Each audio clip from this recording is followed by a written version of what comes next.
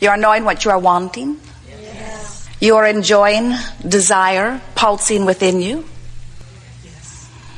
If you are, then you are somewhere in the vibrational proximity of your desire. If your desire is not pleasing you so much, it only means that for whatever reason you have not yet achieved closer vibrational harmony with your desire. For when you find a close vibration to your own desire, then your desire feels satisfying, it feels interesting, it feels life-giving. Vibrational alignment, that is what everything is about. You are flesh, blood, and bone. Yes, you are. You can see it, you can pinch it, you can lick it, you can see the physicalness of your being, but you are extensions of source energy, which means you are electronic beings. You are vibrational first and foremost. So sometimes you'll have a sensation in your body. You call it sickness maybe, or discomfort, or uneasiness. You call it imbalance. And your first assumption is, oh, I have a sickness, or I have a virus, or I have the flu, or maybe I'm coming down with something. And sometimes as you feel that sickness, that discomfort, that dis-ease within you, you say something like, I think I'm coming down with something. I think there is something of a physical nature that is wrong with me. And then the first thing you do is you try to figure out what viruses are afoot and how you can immunize yourself against them. Or if you already find yourself in imbalance, then you're looking for something to soothe it. You're looking for some sort of remedy. You wonder, is it something I ate? You wonder, is it something that is going around? And we are in the background smiling but shouting. It is energy, it is energy, it is energy, it is energy, it is energy. Now, it might be energy that is manifested into something that you would call sickness. In other words, dis-ease is just not ease. Dis-ease is not allowing the ease that is natural to be. But everything is vibrational. And so we would like it very much if you would begin to pay attention to the way you feel. And when you hear a buzz, we would encourage you to do something about it. Don't ignore it. Don't accept it as normal. Don't assume that it's something outside of you that you cannot do anything about. Understand that whatever you are feeling is indication of your vibrational countenance. Now, why is that such a wonderful thing? And why is it such an important thing? Because you are extensions of source energy. Now that means you have come into this physical body as the leading edge, hear that, leading edge extension of source energy. You are the furthermost focus of this energy that creates worlds. And that means that you are creative genius. That means that you have access to all of this energy, and the way you apply it, the way you lay it down, the way you create with it, the way you utilize it is through your attention.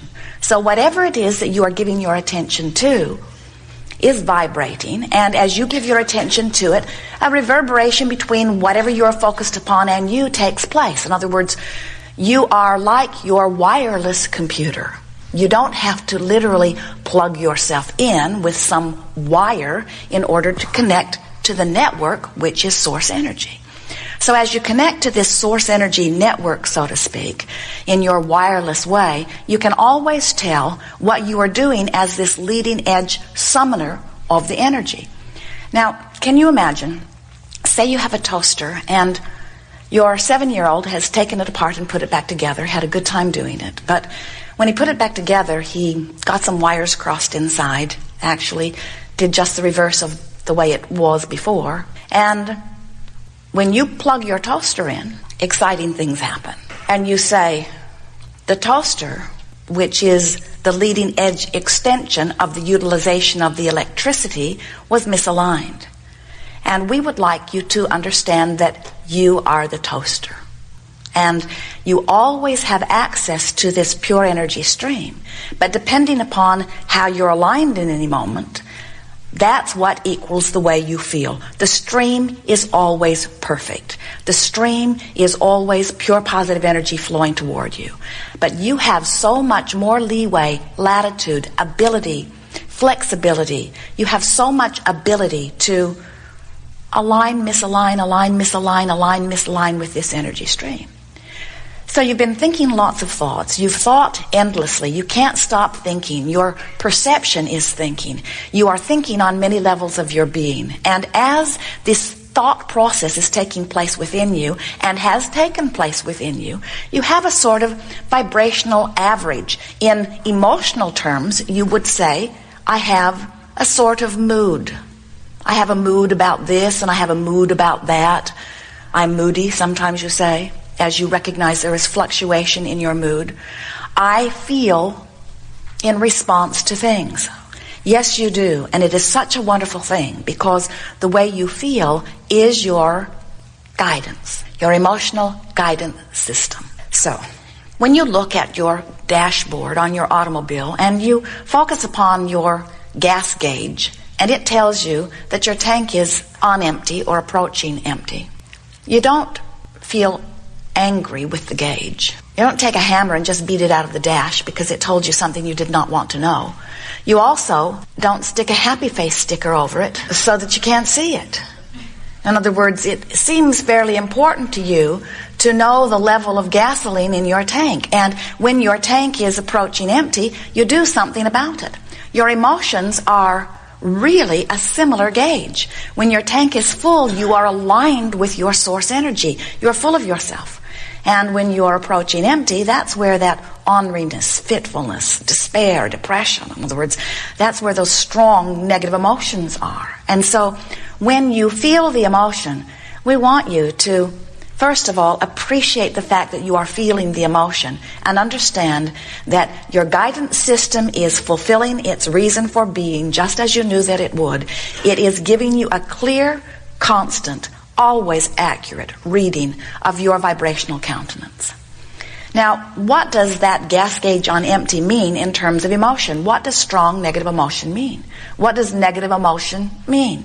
It means whatever you're focused upon has a vibration activated within you that's enough off signal of that which is your source that you have introduced a buzz in your system. That's what it means. It doesn't mean you're going to die. It doesn't mean terrible things are going to happen. Not right away. It means that you are disallowing the well-being that would be there otherwise. Now, this is the most important premise that you must begin with. You have to first, before your guidance system can mean anything to you, and before your emotions can be important to you, you have to first accept that you are an extension of pure positive energy, and that pure positive energy is the only stream that flows. And you are allowing it or not allowing it. You are allowing it or not allowing it. You are allowing it a lot or allowing it a little or not allowing it very much, but whatever you're doing with the allowing of this stream is what your emotions are telling you. So we know that at first, especially at first, when you hear some non-physical angel expressing to you about vibration, we know that it can be a little off-putting at first because you are accustomed to approaching your world through your physical sense. And we know that it does feel more logical to you when you feel something in your body to start looking for physical clues. But we want you to look for vibrational clues. Because at the heart of everything that you are living is a vibration of alignment or a vibration of misalignment. And that is all there is. So, your emotions are very important. Your emotions are your guidance. Your emotions are your constant indicator. And as you make them your friend, and you do not stick a happy face over them, but instead you let them be the indicator that they are, and then you do something about improving your state of emotion, which means raising your vibration, which means lowering your resistance to your source energy vibration. Now you are a deliberate creator. So, in the way that we were making the analogy of the full gas tank, meaning fully connected to source, and the empty gas tank, meaning disconnected to source, we want to point out that your tank can never really be empty. You can pinch it off pretty good, but you will never empty out. And in ultimate physical withdrawal from the stream, you just reemerge fully into non-physical. In other words, when you die, your tank fills right up. Death is ultimate fulfillment of your gas tank. We would just like you to discover it on a consistent basis without dying. We would like you to be here in your physical body, a full extension of that source energy. And we know that the only way that you're going to be able to consistently do that is by reading your vibration and knowing what the feeling of your vibration means, and then adjusting your thought for the purpose of finding the relief that releasing resistance always brings. Understanding law of attraction, and more importantly, understanding the way you feel, will give you creative abilities beyond your wildest dreams. There is nothing that you cannot be or do or have. There is nothing that you cannot reach for and achieve. And there is nothing that needs to take a long time to come to you. The source energy is very fast-moving energy, and manifestation is much faster in these days than it has ever been before. And it is time for you to reclaim your power by paying attention to what you are doing, which is causing you to divert your power or to resist your power. No one else is keeping you from anything that you want. There is not an agency, there is not a parent, there is not an influence, there is not another. Nothing can prevent you from the fulfillment of your own desires. Only you. And only you can do it through offering a vibration that is not in alignment with your desires. And your emotions are telling you in every moment whether you are allowing or resisting, whether you are in alignment or misalignment with your own desires. So, Jerry and Esther have a navigational system in their vehicles. It is a wonderful contraption. There are some satellites in the sky and an antenna on their roof, and the satellites are triangulating their position at all times. And there is a computer in the car that has all the maps of the nation. And so, when they turn Magellan on, right away, Magellan ascertains where they are. And then they program into the computer where they want to go. And then Magellan figures the route between where they are and where they want to be, tells them how far it is, and suggests the way they go. Turn by turn will lead them to where they say they want to go. It's a wonderful machine. Something that we've noticed about Magellan is that Magellan never says, "Where have you been?"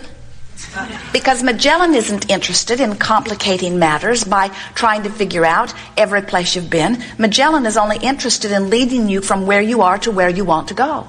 Your own guidance system is the same way. And yet it is utterly astonishing how many hours you spend explaining where you have been as you are making an effort to go somewhere else. If you program into Magellan where you've been, Magellan will take you right back there. And when you program into your own Magellan where you have been, your own Magellan takes you right back there. In other words, you cannot go to a new place if you are talking about the old place. Magellan never says, "How long have you been there?" Magellan never scolds. Magellan never says, "You've been there too long, I'm not going to help you now." It's a simple, straightforward thing. Here's where you are, here's where you want to be. So as Jerry and Esther, in years past, traveled a great deal between Phoenix and San Diego. So imagine, they're on the freeway, they're barreling down this wide open road, and about halfway between Phoenix and San Diego is Yuma, Arizona. So when they find themselves in Yuma, they don't stop and have an emotional meltdown because they're not yet in San Diego. They just keep moving in the direction of San Diego. And they understand, because the distance between Phoenix and San Diego is understandable, it's quantifiable.